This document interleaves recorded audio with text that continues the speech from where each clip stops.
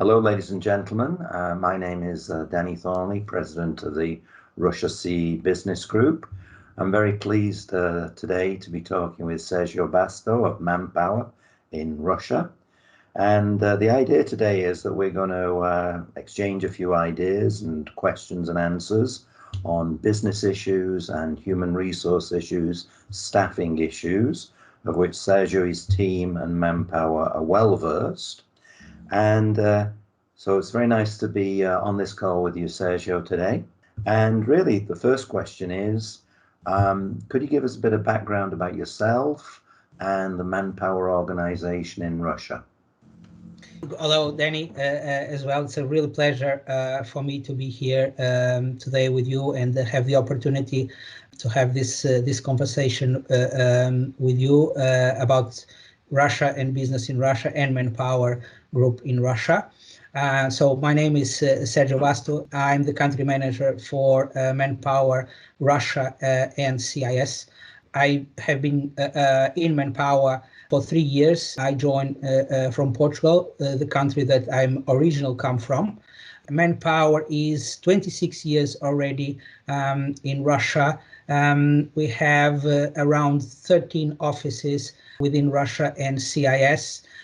We have internal staff, if I can say like that, about 400 people, and we run within our clients and partners 7,000 associates on a daily basis who provide workforce solutions for our clients. I think overall, mainly our focus in Russia is workforce solution, flexible workforce solutions, recruitment, and consultancy services.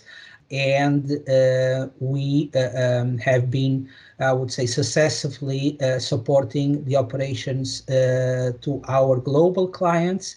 As you all know, we are also a global company, but also within the years, helping the HR managers, directors, business leaders to introduce some customization and savings, how they can manage the workforces according to the demand and the fluctuations of business. How is business? How are the things in Russia? I probably will make a separation within our business and what we feel from our clients. So I will separate my comments on that. We being a workforce solutions company, a staffing company, when the economy and the demand and the GDP is growing, tendency, our business is also growing because the companies are hiring, are increasing the workforce. They want to understand how the demand will behave within the year, so they tend to hire the workforce first on a temporary basis, that they make them on a permanent basis afterwards.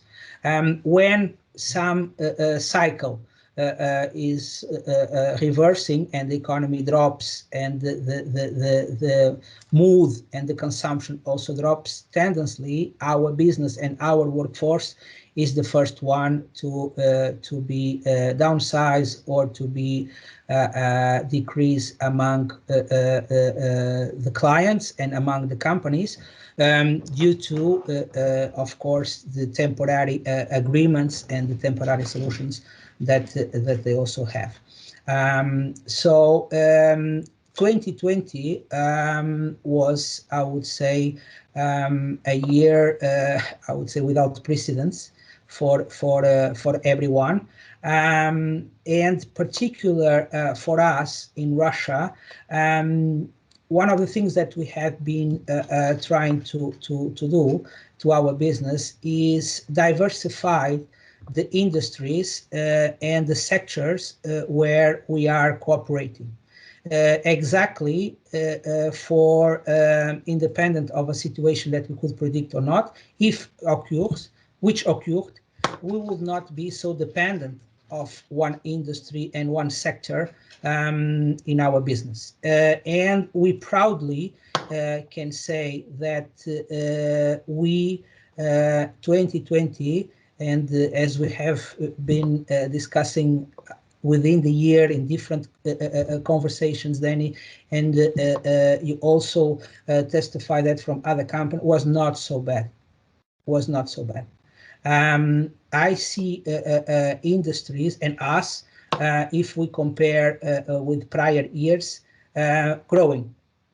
We grew our revenue and our gross profit in 2020 versus 2019, which is something, of course, good, but of course, we didn't achieve the targets that we had planned in 2019 for 2020. But nevertheless, we grew versus prior year.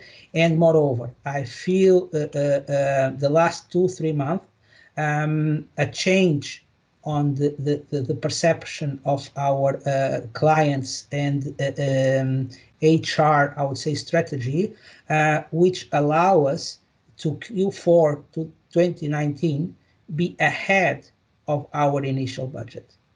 So if I compare the budget that was for 2020 Q4, we end up the quarter ahead the initial budget.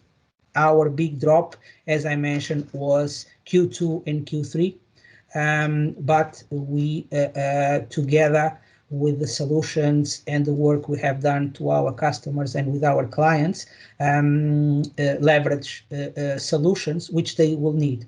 Also, what I see in our clients locally is that HQ and headquarters start requesting cost saving, efficient, flexibility, and with more or less adjustments on a temporary workforce, decreasing your headcount, you can have this cost saving and this flexibility, which many of our clients did with us, worked with us, because I mentioned in the beginning, we are not just a recruitment company or a staffing company.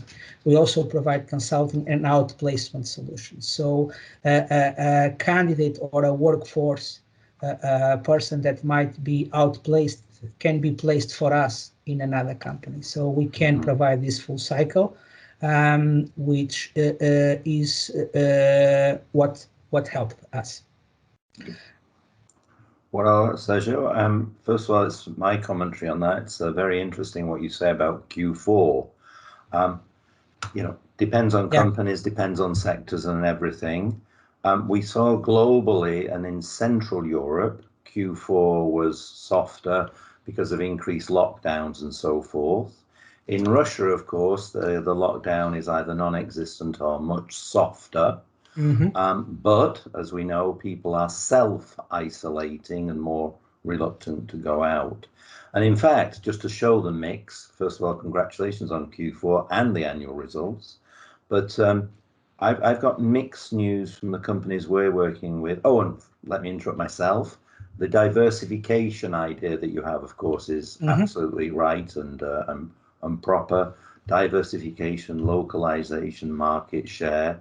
We've talked about that a lot over the years and so forth. But in fact, with the clients I'm working with across many sectors, Q4, like you, for some of them was good, better than expected. Some of the food and beverage people said that they had a rocky November, but they thought that could be just a bump. The Black Friday was officially a little bit disappointing on the numbers, but I would say that at least half of the companies I work with and share with you, like you, surprisingly or not, had a decent Q4. You talked about the diversification there in the sectors, which is it true to say that pharma and health, for obvious reasons, are doing well, and big industrials maybe less so? Are you seeing any sectoral differences in your clients? Yes, I think agricultural clients and food manufacturing are, I would say, increasing their activities, and this is something that we benefit on that. On the other hand, some retail client link it again to food and home equipment due to the fact that, as you mentioned, people self-isolate, people self-lockdown, but they continue to consume, they continue to buy.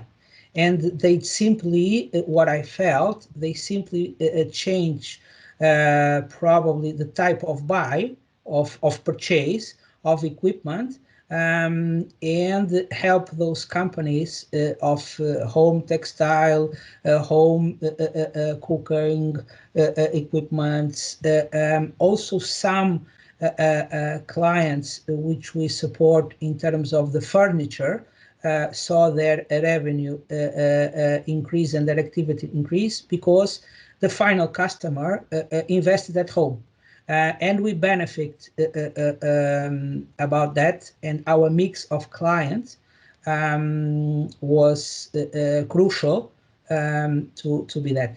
The other thing is, as you mentioned, the Q4 in Russia was not likely the rest of Europe. Not lockdowns, there was no massive, I would say, restrictions increased within the Q4 versus Q3. And I see the mood and the behavior of Russian, I would say, business become like adapted and with a better understanding how to live with this situation and continue to run their activities. So I think those 2 points in terms of a change of the buying purpose and agricultural and food companies were on the back of our success, and they will continue to grow on that.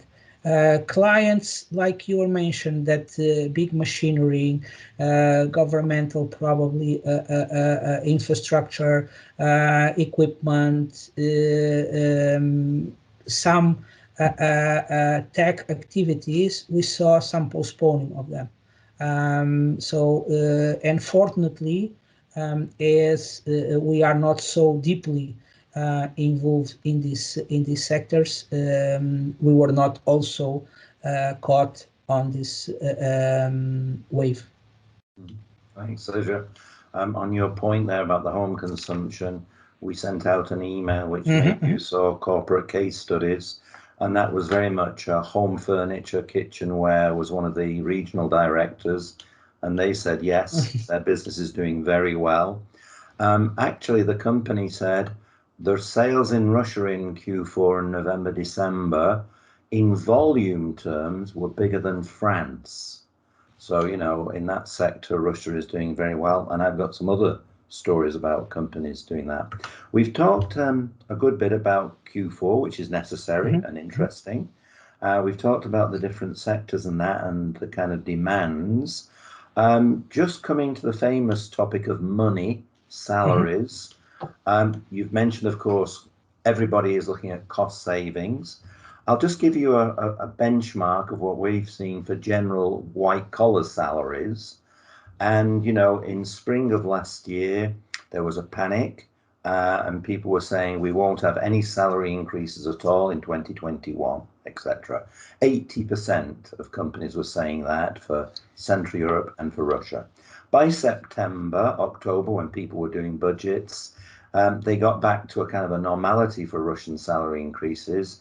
About 75% said they would be giving, you know, inflation-linked salaries, 3, 4, 5%. So back to a norm. Still, about 20% said it would be below inflation or zero, which is lower than usual.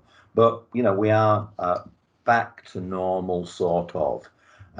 Do you agree with that trend? And in your specific staffing, what are the dynamics?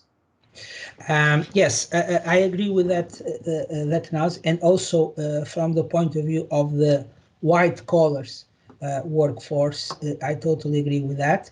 But if we see the blue collars and the technician or specialists, it was totally the opposite that we face, and I believe we'll continue to face in the upcoming month, which is a huge increase of the pay rise by one, I would say, main reason: the close of the borders and the dependency of Russia industries and some sectors of CIS and migrant countries, which was not possible. So that in that perspective, not only the salary increase, but with all the respect for this word that I'm going to say, a big fight by the resource. So I really need to deliver this to my customer because it's the only revenue that probably I will have in a month. So I will pay you whatever you want. For you to come to my warehouse, for you to come to my production, for you to come to my line of, I would say, deliver. So two totally different scenarios, but I believe that is the main topics. Thanks so much, Sergio. Absolutely, and that's why I started with white collar and asked about your dynamics of yours. Without going into too much detail, you said huge increases, and I know that can vary by projects, by emergency. As a ballpark average figure, from 10 to 30%. Yeah, that's exactly, double-digit increases salaries. No, that's right. And I think that'd be very appropriate for our listeners to benchmark with their own experiences. Given that, the labour movements, just to take this a little bit further, this topic, there won't be a massive, quick improvement. So what's a difficult question? What's your guesstimate hunch for how long this dynamic in blue collar will last? All of 2021 or beyond, do you think? I think in some areas might be beyond 2021. Definitely for all 2021. But also one of the things that can interfere with that is that around Moscow, probably more than that, I would say Moscow region, if we compare the rest of the country, because the benefit also, and I was discussing other day with a client of us, that the improvement and the increase of the infrastructure in terms of highways, fast trains, around the Moscow region made possible people very fast from cities around 100, 150 kilometers, where you had a huge drop in terms of salaries if we compare to Moscow, come and go to Moscow to work. We have some staff that take 4 hours a day to come from their home to his job today. So in other words, the companies and the industries that are in Moscow region, if they want to retain their staff and if they want to keep their workforce, I believe they will need also to have some adjustment, not because of the scarcity itself, but of the possible mobility that blue collars might have for that. And the other thing is that digitalization and e-commerce delivery massively increase in Moscow and on the big cities. One of these days, one of the delivery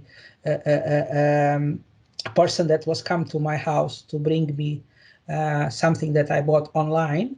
I asked him, because I usually tend to make my own surveys in terms of how the person is, how they work, to whom they work, and things like that. And he was telling me that he was from, I don't remember exactly the city, but very close to Voronezh.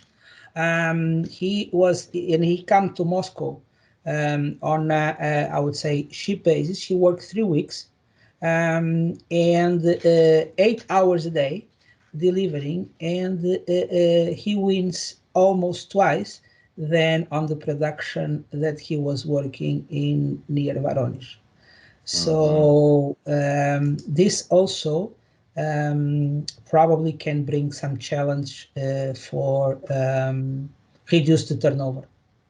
And in some of our clients, we faced that in some of our clients. Right. Thanks. You've taken me into the sector, which is the next question, which is, a key one, and you've touched on it already, but I'd ask you to go more on digital. We've seen the big increase. Again, there are many numbers out there, but many of our group members have said, the consumer product people, before COVID, e-commerce represented 4, 5, 7% of their sales. In March, April, it jumped to 15%.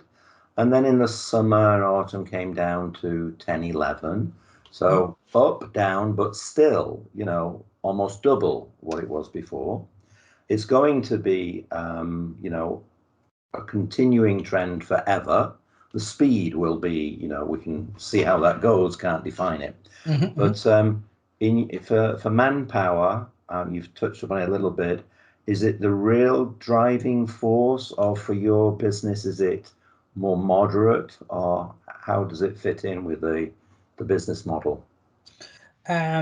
Yes, it's something that can drive us further and help us also on our diversification plan that we have, and I already talked about it.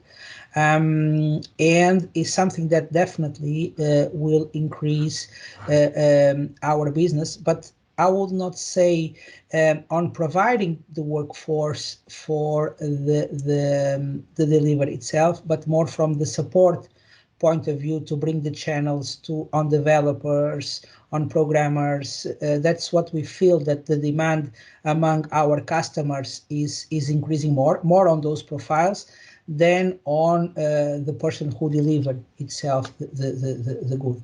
And also, I believe that will depend on what I touched also already, of the change or not of the behavior of every one of us as a buyer. That will be products that we will win more and more trust to buy online, and then others that will not be, I would say, possible for us to continue to buy online. So it's not something, Daniel, answering to your question exactly, that we really believe that it will make a game change for us as a company, but it's something that can help us in terms of the diversification and cooperate with different sectors. Thanks, Sergio. That's what I thought, but I wanted to clarify it. Just for time reasons, we've just touched upon it a little bit, but I'd like you, and again, it may not be at the core of Manpower's issue, but I'd like your expert opinion. Bill Gates recently mentioned that he thinks in the future there'll be 50% less business travel, and I don't disagree a lot with that, maybe 30, 40, 50. But he also said the office, white collar worker in office and work from home, he said that there'd be a 30% drop in office usage, so 30% more work from home. And again, that number 30%, it depends on which country, what sector and everything. I'm hearing a lot from our group members in Russia. They think certainly 15, 20, 25% for the future. As you said, offline, it depends on there'll be some rotation at home, office. and this will develop in 2021, 2022. But from Manpower's perspective and from your own personal perspective, sitting in your home office like I am, what's the positives and negatives of work from home? I will start always from the positive. I'm always tend to see the things from the positive side, and I think the negatives, my opinion, are very few. The big positive is what you also mentioned from the cost perspective, which we will all able, independent of the sector or on the industry, to follow the trend as a consumers, that we need to buy the product less and less and less within the years, and or generate more and more efficiency. So from the cost point of view, it's going to be it's a positive situation. The second is that the flexibility and the capability, even we heard in some cases that some people do not think like that, can make us, if we are, I would say, disciplined, have some barriers with the work-life balance, in terms of where we can continue and where we can do our job. Do not need to, for example, spend, as I mentioned here before, 2-3 hours to come and go to the office in some cases, which we might say that this is not exactly work, but in the end of the day might start influence us as our mental health and everything. So this is the second positive point, and the third is that one of the things that I faced is that put us, I would say, more engaged and more able to discuss, to brainstorm, and to leverage some ideas forward, and to benefit our processes in terms of bureaucracy, in terms of procedures, in terms of signature, in terms of stamp, which in Russia is something that is very heavy, and we see lots of trends, even on the government point of view, for the digitalization and for the flexibility of processes, which also I believe is good. Fourth, and I would say also important, is that it was proved that micromanagement or supervision, it's not what make people produce or bring results. And other day I was talking with a colleague of mine from another country, and you were saying that one of the positions, this is just a side comment, that not line managers, but middle management, especially on the white collars, is probably a role and a position in risk for the future, because the micromanagement is not needed anymore, and we definitely can trust and can bring the results anyway with the remote work. The less positive, I would say, that this remote work brought us is, I would say, some lack of relationship and communication among the teams, or that finally might result or less engagement or commitment for us within the company and within the partner that we need to be, even with our colleagues. So that small conversation on the canteen or on the vending machine or on the corridor between taking a copy or get a document is lost, and I think is the most critical part that we can highlight regarding the remote work. Thanks, Sergio. Just to take your points a little further, one of the one of our group members was the boss of a consumer product company in Russia. Now he's the boss of that same company for Central Europe, excluding Russia. And, he's been a senior manager for 25 years. He said to me in the summer that, Danny, I'm a dinosaur. I believe work from home was a stupid waste of time, not professional. If you work for our company, you come to the office and you do your work. He said, I was wrong.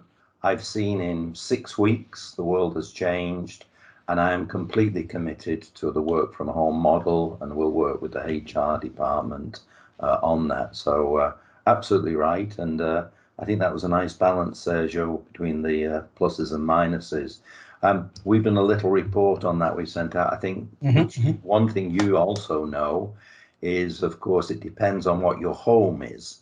If it's a little kvartiera, 35 square meters in Nekrasovka, then that's one. If you live in a nice dacha near the Iskra River with 2 nannies and 3 cleaning ladies, then that's a different lifestyle. But we understand that, and we will see how it goes. Really, Sergio, just I think for time reasons, we're doing well. Any closing thought, comment? Anything we've missed out?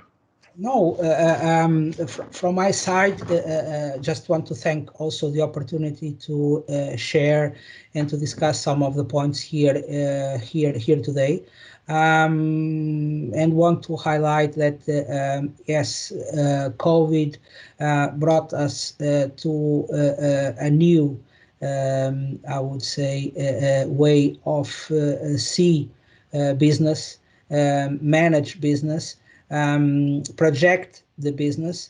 But on the other hand, I believe that also brought us, I would say, commitment, engagement, go for it for all the staff, prepare for different challenges that I would say new industries, new digitalization and diversification was requesting, and probably we were not seeing them on the right way, and now we are seeing them. Back to the comment of